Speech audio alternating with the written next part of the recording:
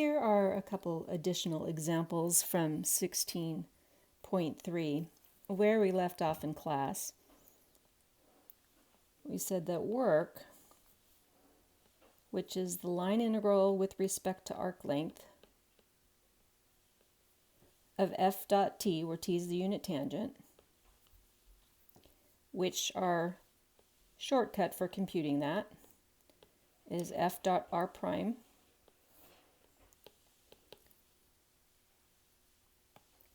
where t goes from a to b. And so that was from 16.2, and we computed a lot of those directly. I call that the direct way. But what we learned in class is that if f is conservative, then we have two more options. The two more options are, if f is conservative, we can choose a simpler path, because the work would be the same on every path joining two specific points. And the other option is to find the potential function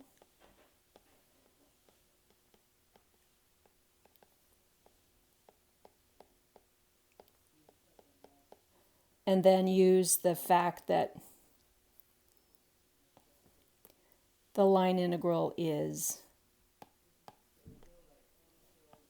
that potential function at the endpoint minus the potential function at the start. If the curve is closed and f is conservative, so these are all under the heading of if f is conservative, and if the curve is closed and f is conservative, then the work is 0.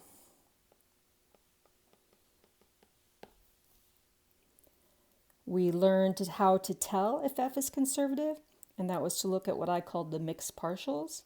So if f, capital F,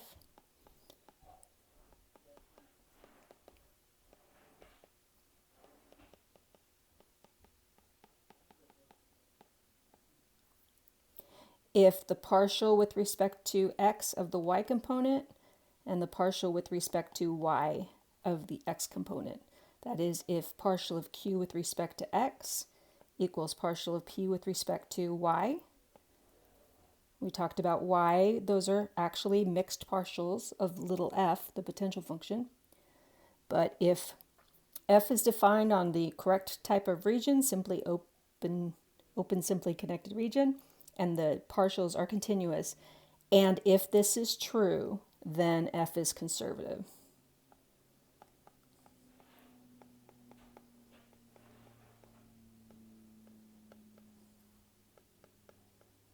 Okay, so remember that part we talked about in class that I called the additional pieces. Open, simply connected region, partials are continuous.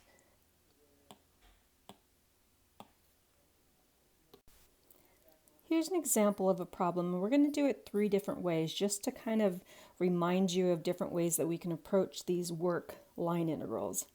So we're looking to find the work done by this vector field, moving the particle along this curve, this is a unit circle, as t goes from 0 to pi. So t equals 0 would put us here, and we're traveling in this direction. T equals pi would be here. So typically the way I would start this is first see if f is conservative, because if f is conservative, then I have a lot more choices. So typically I would check and see if f is conservative before I start. What I'm going to do though instead here is show you 3 different ways to do it in the order of what we learned. So if I did this directly. Now, as I said, I wouldn't just start doing a problem directly. I would first see if f is conservative. But if I did just start this directly, what does it look like? We put f in terms of t. So f is e to the y, x e to the y, where x and y are as shown here, x and y. So that's going to be e to the sine of t and xe, so cosine t e to the sine of t. That's f. We're going to need r prime. R prime is going to be minus sine of t cosine of t. And so the dot product there is going to be minus sine of t e to the sine of t plus cosine squared t e to the sine of t. That's not a vector.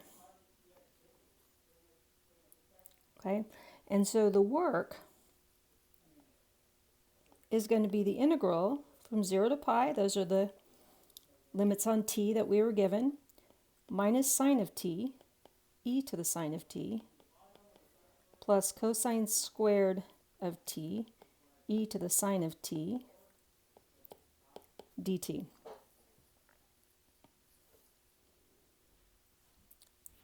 Okay, so these would be complicated integrals. I'm not even sure off the top of my head how we would do them. They're not an integral you've probably considered before. I don't see it being an easy use substitution, maybe an integration by parts. I'm not sure. They look pretty daunting. So I'm going to leave that there. So then what? Well, is f conservative? Because if f is conservative, that gives us extra tools we can use. That gives us extra options. So is f conservative? We're going to take the partial here with respect to x. I'm going to do that up here. I'm going to take the I said that wrong. I'm going to take the partial with respect to y there and the partial with respect to x there. It's the mixed partials. Partial of x component with respect to y. That's going to be e to the y. And the partial of y's component with respect to x. So that is going to be e to the y. Those two are equal, and so yes, f is conservative. Everything's continuous there. Okay, so that means I have two other options. Because f is conservative, we have two other options. And they are to find the potential function and use it.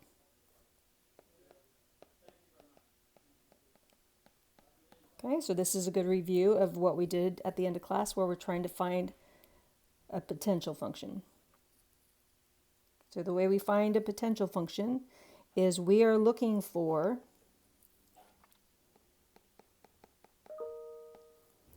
a function of x and y such that the gradient of f equals capital F, which means partial f with respect to x and f with respect to y equals f, which in this case is e to the y and x e to the y. And so this leads us to two conditions that need to be met. Partial of f with respect to x has to equal e to the y, and the partial of f with respect to y has to equal x e to the y. So the partial of f with respect to x has to equal e to the y, and the partial of f with respect to y has to equal x e to the y. So we need to find an f that satisfies both of these conditions. And we can start on this one or we can start on this one. Either way, I'm going to go ahead and start with this one here, the blue one. I need to find a function such that when I differentiate with respect to x, I get e to the y. So what I'm going to do here is I'm going to integrate with respect to x. So if I do that on the left, I get f of x and y, And on the right, e to the y acts like a constant, so I'm just going to get an x times that constant. But I also get a constant of integration. And that constant of integration can actually have y's in it. It's a function of y. So double check. This is what I'm claiming the function looks like so far. If I take and I differentiate it with respect to x, I get e to the y here, which I should, and then I would get, differentiating this with respect to x, I would get 0. So at this point, we have satisfied the blue condition. Now we need to satisfy the green condition. So when we take the partial of f with respect to y from here, we would get x e to the y plus k prime of y. And we need that to satisfy this condition, so we need that to equal x e to the y. We need to find this function such that these two sides are equal. So in this case, looking at this equation, I have that x e to the y on both sides. I subtract that out. That leaves me with k prime of y is 0. And so that means k of y, if you integrate that, is you just get a constant. And so f of x and y equals, here, x e to the y, and then plus a constant.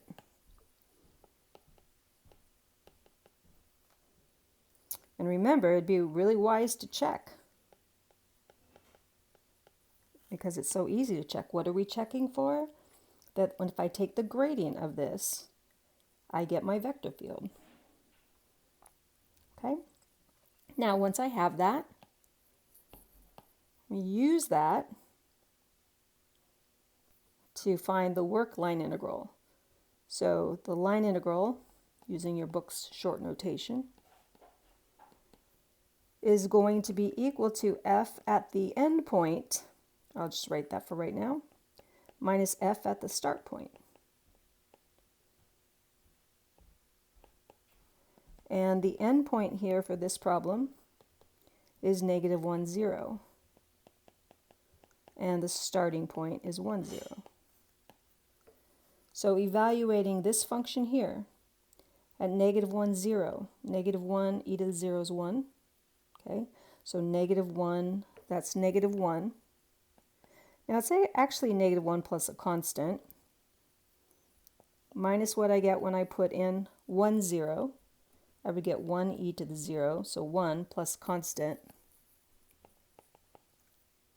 And so that constant subtracts off. Now that's going to happen every single time. If you have a constant here, it's going to subtract off every time. So typically when we do this, we don't even bother with the constant.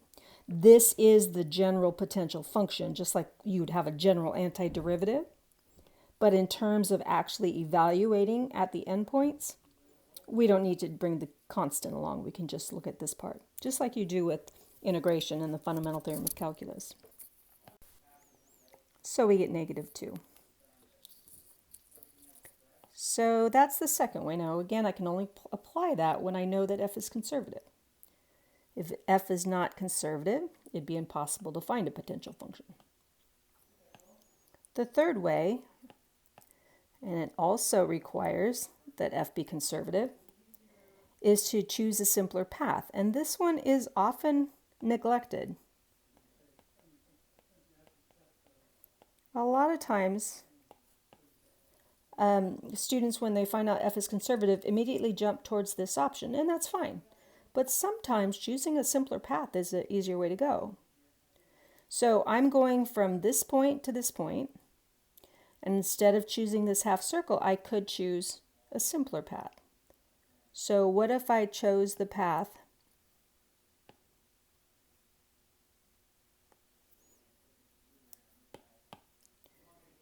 straight? So if I was going to choose the path that is directly along that line, if I parameterize that,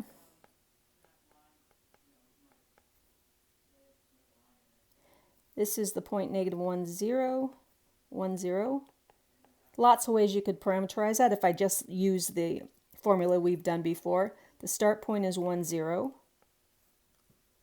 The vector from the start to the finish, so if this is P and this is Q, then PQ equals negative 2, 0. Subtracting, negative 2, 0. So I get minus 2t and 0 for t goes from 0 to 1. When t equals 0, I'd be at 1, 0. When t equals 1, I would be at negative 1, 0. Okay, so that is a good parameterization, but there are others that would work as well. Using that parameterization, we find f in terms of t. F is e to the y, so that's e to the 0. And then x e to the y, so 1 minus 2t e to the 0. And so that is 1 and 1 minus 2t. We also need r prime. This is my r. So r prime is going to be negative 2 and 0. Negative 2 and 0. When I dot these two, f dot r prime is negative 2 times 1 and then 0. So just negative 2. And so that means the work is the integral of that dot product, so negative 2, and from these limits on t, so 0 to 1. And so that is a very easy integral. That'd be negative 2t from 0 to 1, which is negative 2. So in this case, perhaps that was the simplest way to do this problem.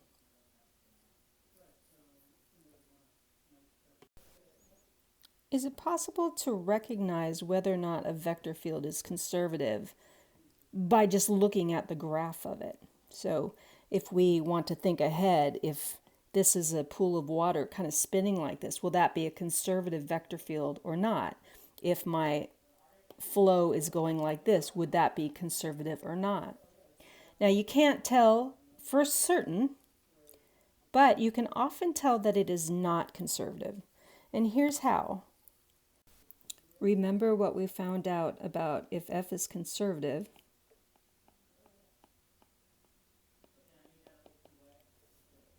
The work in going from any one point to another is independent of path. So if I were to randomly draw 2 points here, then every way from getting to point A to point B should have the same work. Okay.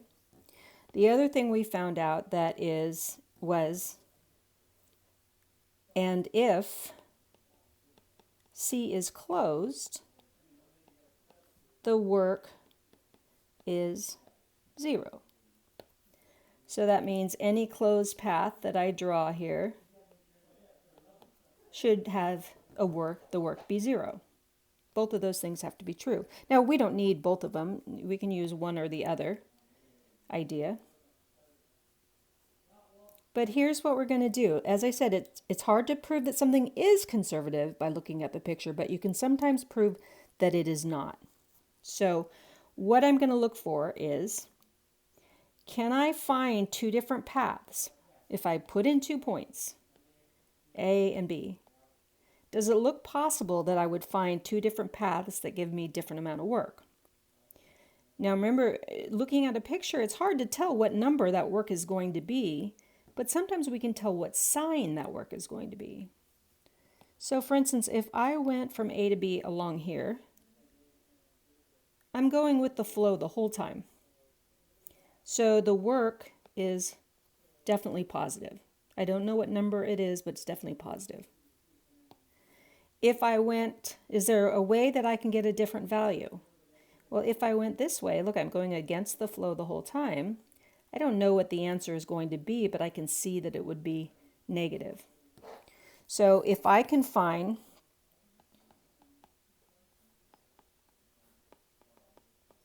two paths from any given point A to B where the work is different, and really what we're looking for is one is positive, one is negative. I mean, if we could find that the work on one of them is 1/3 and one is 1/2, that's enough to prove it. But we can't estimate that from looking at the picture. But work positive, work negative is a clear indication. Okay? Trying that over here, if I were to just randomly draw 2 points, A and B, and I think about one path, randomly choosing a path. On this path, I don't know how well you can see this, but these arrows right here are going against the direction of travel. So that would be a very negative amount of, that would be a negative amount of work, but very small, because those forces are very small. And then right in here, it looks like they're about perpendicular. And over here, now the vector field is going with the flow. This is definitely pushing me in the direction of travel. So the work is positive there. And if we looked at the net overall, tiny bit of negative, little bit zero, more positive. So I think that we could probably believe here that the net work here is positive. So if we want to see whether or not, if we want to try to show that this is not conservative, we're going to try to look for a different path that has negative work. So let me try what I did over here. Okay, I'll go this way. But if you look at this, okay, we're going against the flow right now, so we're getting a little bit of negative work, a little bit, because those are short arrows, small forces. Now perpendicular, so that work is 0. Now we're going with the flow, and those are larger forces. So this is positive work here, and it looks like a larger magnitude than this one. So I would guess that work is positive here. I mean, I'm pretty sure of it. Are they the same? I don't know. Could I go another? Is there some way I could get negative net work? Let's go against the current. Okay, so that's a lot of negative work right there. But we've got to end up getting ourselves back around here. And so as we're going here, negative work, all that negative work is really adding up. But as soon as we turn this way, it's positive, positive, and it's positive over a longer distance. So I'm not really positive. I'm not really sure, but I'm thinking the work is positive there. It could be negative, but I can't tell for sure, so I cannot say this is not conservative. It might be conservative, it might not. I would never be able to prove if it was conservative from this picture, because even if these are all positive, this could be, the work is 0.1, 0.2, 0.3. I'd never be able to figure that out from the picture. Separately, if we wanted to use this fact, I was using this one. If we wanted to use this fact, if C is closed, the work has to be 0. So if I came in here and I said, suppose this is my path, is it possible that the work done by the vector field in pushing the curve around that closed path is 0? In this case, we're going with the flow the whole time. It's never turned against the flow, which means in this case the work is clearly positive. So it clearly is not 0. So that vector field is not conservative. So using the second fact, if we can find any closed curve where the work is not 0, then F is not conservative.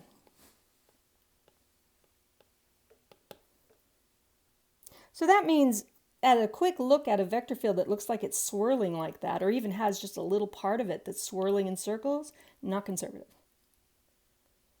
Now, how about this one? Can I draw a circle somewhere that looks like it has work not 0? So, I don't know, let me just draw a random closed curve. It doesn't have to be a circle. As we travel, let's suppose this is the direction of travel. So as we travel along this curve here, we're going with the flow, right? So that means we're accumulating positive work on that piece. Right here, we're perpendicular, so the work is 0 in there.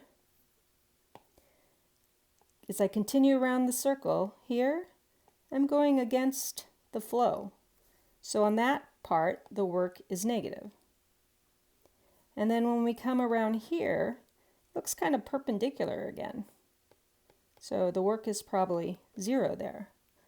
So adding it all together, positive work and negative work and 0 work, can I say for certain that that is not 0?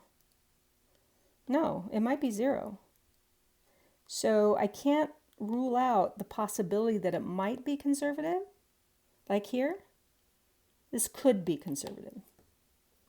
So we're not going to be able to show something is for sure conservative using the picture. We could show that it's not, but it's impossible to show that it is conservative. We can take a guess, but we can't show for sure. Okay, so closing it up with an example from R3.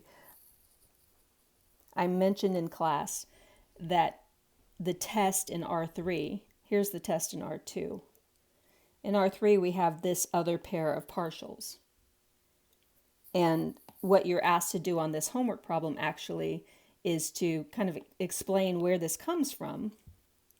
And if you look back at how I showed you this for R2, P was already partial of f with respect to x. And Q is already partial of f with respect to y. And R is already partial of f with respect to z. So for instance, this statement right here, what does it say? QZ, here's Q, here's Q. QZ is FZY. This would be partial of f with respect to z and y. RY, this is R. RY would be taking the partial of this with respect to y. Those are mixed partials, and by Clairaut's theorem, as long as we have continuous first-order partials, those two are equal. And so the test for conservative vector field in R3 is pairing together all of these mixed partials. That's how we would test to see if the vector field is conservative. Okay, so in this one, for instance, if this is P and Q and R, I'm just going to show you this one. You can look at the other ones. Partial of Q with respect to Z, does that equal partial of R with respect to Y? Rather than memorizing all the letters there, Q is Y's component, R is Z's component. So I'm looking at R and Z's. Partial here, this is Y's component. Partial with respect to Z, that's what I need. Partial with respect to Z here is 2xy. R is Z's component. There's Z's component. And I need the partial of that with respect to Y. So mixed partial. Partial with respect to Y. So that's going to be 2xy. Partial with respect to Y is 0. And so those are equal. You would have to also show that these two are equal. I'll leave that for you to do. But so F is conservative.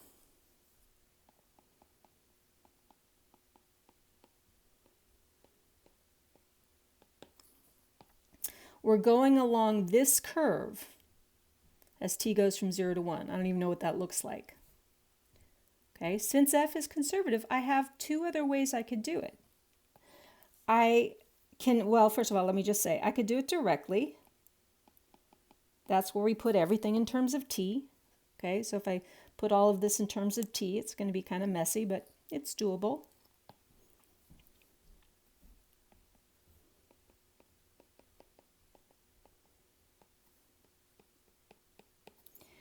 But since f is conservative,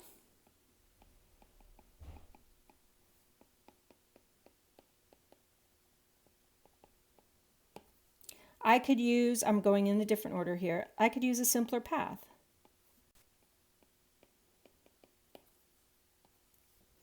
Okay, how am I going to get a simpler path? I don't want to draw that. Well, we know that if we put in 0, we would be at the point 0, 1, 0. And then if we put in t equals 1, we'd be at 1, 2, 1. So a simpler path would be, for instance, a line segment.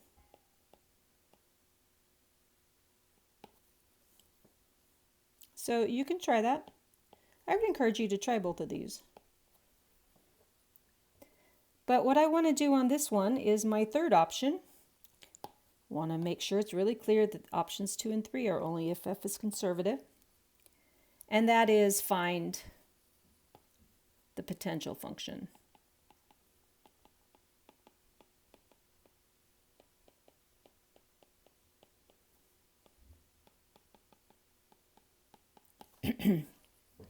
Okay, so I want to do it this way because we haven't found a potential function in 3 variables yet.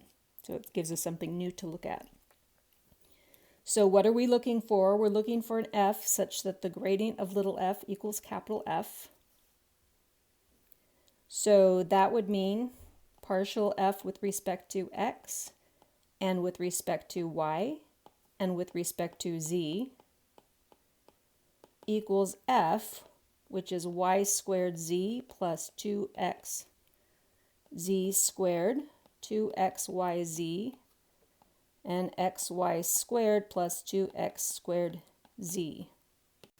So that means we need partial x equals that, partial y is this, and partial z is here. And we need to satisfy all 3 of those conditions this time. Okay, so I'm going to start with the red. I'm just going to kind of work left to right. But starting with the red condition, I need f such that the partial of f with respect to x equals y squared z plus 2xz squared. So just like we did in R2. And so from here, I'm going to integrate with respect to x. So I'll get f of x and y and z. These are constants. So if I integrate with respect to x, I get x times those constants. Integrating with respect to x here, I get x squared over 2. So the 2 divides out, leaves me with x squared z squared. And then a constant of integration. But remember, in this case, x was the variable, y and z both act like constants. So there could have been any function that had only y's and z's in it. So not just y this time, but y's and z's. And you can check it at this point, because at this point, this is my f so far. I still don't know what this part is, but if I take the partial of this function with respect to x, I'm going to get y squared z plus 2x z squared. And there are no x's here, so when I differentiate that, I will get 0. So we satisfied the red condition. We still need to figure out what this is. Okay, so what do we do next? We now try to satisfy, let me just call it the blue condition. So going up here,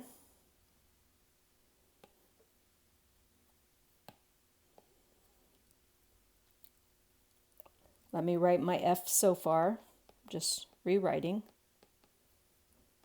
X y squared z plus x squared z squared plus some function of y and z As soon as we know what that function is, then we'll have our f. Okay, but now I'm trying to satisfy the blue condition. So to satisfy the blue condition, I'm going to take this and differentiate with respect to y, and I'll get the partial of f with respect to y, 2xyz, and nothing here, 2xyz. There's no y's here. Here, this is a function of y and z. So if I'm going to differentiate with respect to y, what I'm going to get is actually a partial. I'm going to get the partial of k of y and z with respect to y.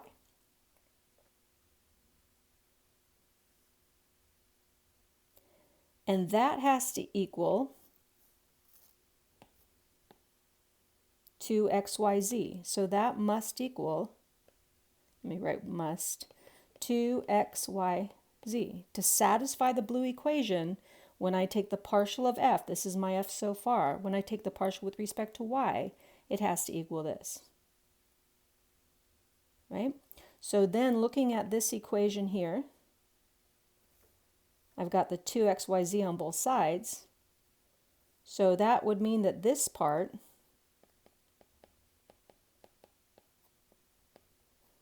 would have to equal 0. So that would mean that my function of y and z, it can't have any y's in it, because when I differentiate it with respect to y, I get 0. So my function of y and z is actually just a function of z only. There's no y's in it. Let me show you what we have so far. Going from here, f of x and y and z is xy squared z plus x squared z squared plus, and then that k of y and z is just a function of z only.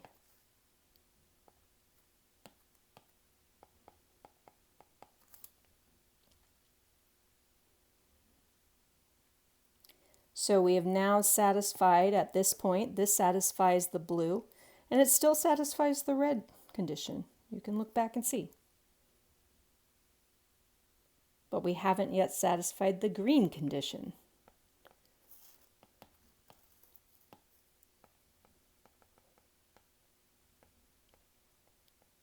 So the green condition says that if we take the partial of this with respect to z, it has to equal this.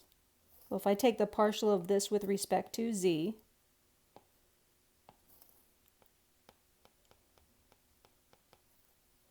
I get xy squared plus 2x squared z. I'm taking the partial with respect to z, so xy squared. I get a 2z here, so 2x squared z. Differentiating this with respect to z, it's only a function of one variable, so its derivative is just k prime. And what do we do with this? We set it equal to this in order to match the condition. So this has to equal, I'm setting it equal to xy squared plus 2x squared z.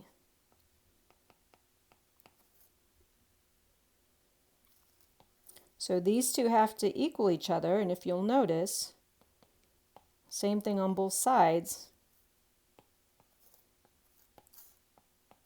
So that would leave me with k prime of z is 0, which means that k of z, if I integrate, is a constant.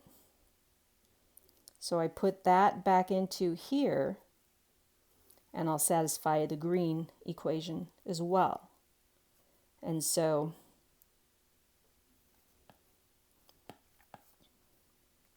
f of x and y and z is equal to xy squared z plus x squared z squared plus a constant. That was just a constant, and you can check it. Take the gradient of this, we should get f. So that's kind of a lot of work to get that. I would guess it might have been easier to do it this way. I think it's a lot of computation though, because you've got squares and cubes and you're going to have linear expressions that you're putting into there. So maybe not easier. We haven't done the work yet though, the integral. Equals f at the endpoint. The endpoint here, we actually figured it out here, right? Put in t equals 0, put in t equals 1. So here's the endpoint. So f of 1, 2, 1 minus f of 0, 1, 0. Okay, you don't put in t equals 0 and 1. You don't put in 1 and a 0 or 0 and a 1. You have to find the points that go with it. So f of 1, 2, 1, 1, x is 1, y is 2, so that would be 4, z is 1, x is 1, z is 1. So what is that for? 5 plus the constant. We don't need to worry about the constant. It will subtract out. Minus f of 0, 1, 0. X is 0, makes both of these 0. So 5 minus 0. So assuming I didn't make any mistakes, the answer would be 5.